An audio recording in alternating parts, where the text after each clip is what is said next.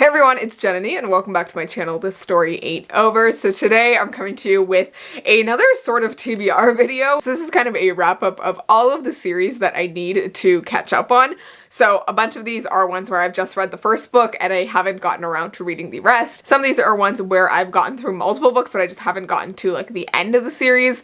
And then a lot of these have just been sitting on my TBR for like years now. So I wanted to kind of put them in one video so that I could refer back to this and make sure that I get through them all. So I don't know how interesting this will be to you, but it might be fun if you're curious to see which series I'm currently in the middle of.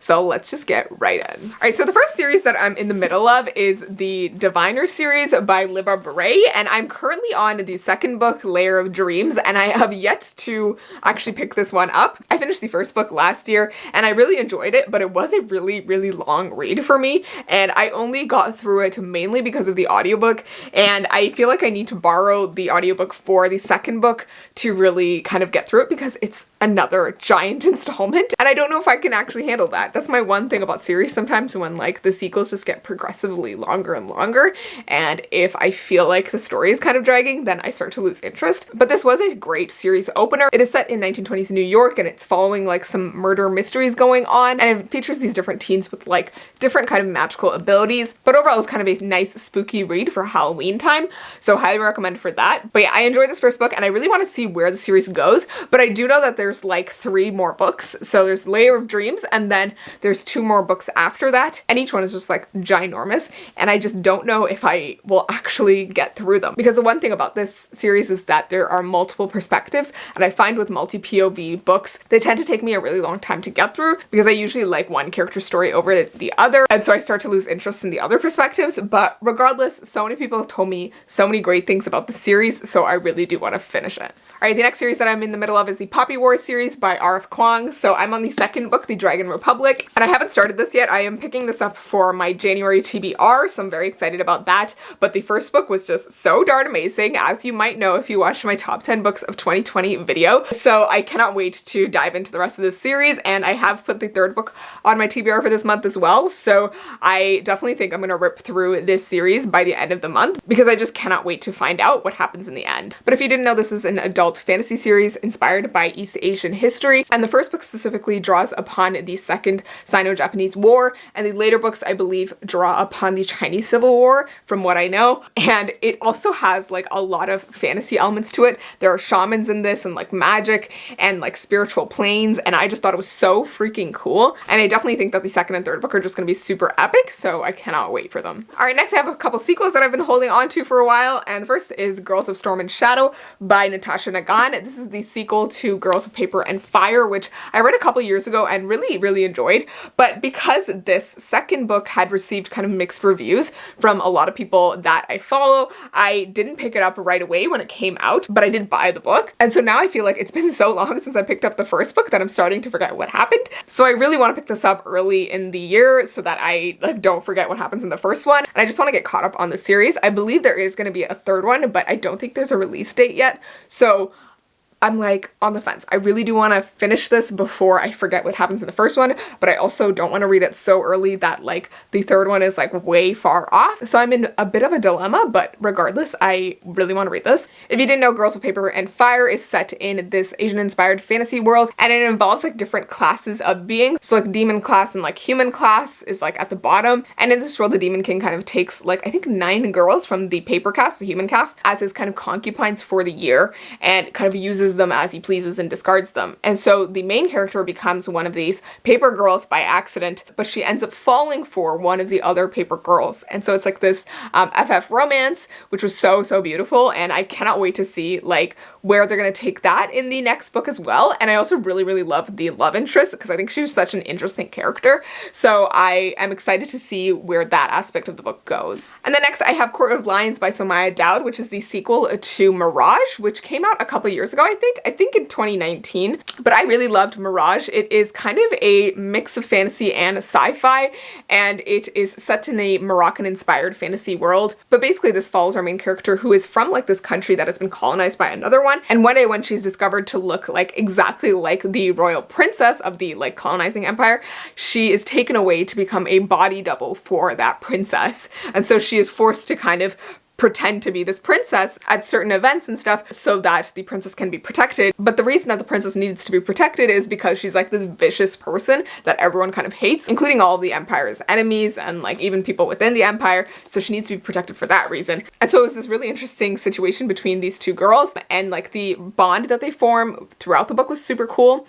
And there's also a bit of a romance as well in the first book, which I really, really enjoyed. So I'm curious to see where it's going to go in this second book. It is, I think, a duology, so I think it ends with this one. But if anyone has read this, let me know, because I really want to know if the sequel was just as good. All right, next I have another sequel that I've been holding on to for way too long, and that is Shadow Song by S.J. Jones, which is the sequel to Winter Song by S.J. Jones. So Winter Song is kind of set in, I think, Austria in the 1800s, and it follows this young girl who's like from a family of like musicians and stuff, but she's kind of been overshadowed by her male siblings.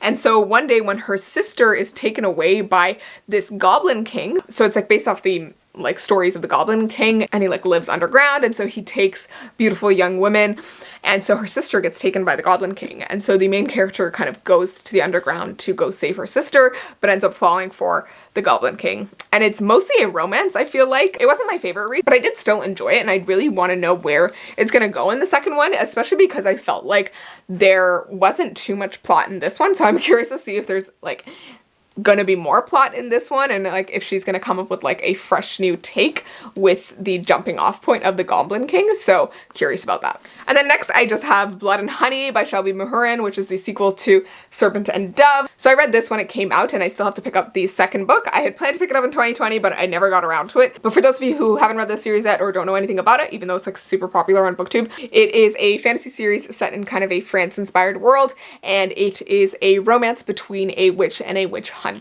Alright, and then the last three books on this list are basically three series where I've read the first book and I haven't yet read the later books in the series. So the first one is Daughter of Smoke and Bone by Laini Taylor. So this is the beautiful Illumicrate new edition. And this is actually a series where I read the first book, so Daughter of Smoke and Bone, way back when I was in high school, but like at the beginning of high school. So it's been like 8 years or something since I read this first book, and I remember enjoying it, but I just never got around to picking up the later books in the series. And so to this day, I like vaguely remember what happens in the first book, but like I have no idea what happens in the later books, and I really want to know what happens in the later books. And I've heard so many great things about the series, but also I just really love Laini Taylor's writing because I love her Strange the Dreamer series, and I really want to see if I'll feel some of the same things as I read this series as well. So yeah, I'm probably gonna go back though and reread the first book because I just honestly don't remember enough about it to like read the sequels. So I'm excited for this because it feels like I'm going to be reading a new series, but really I've already started it, and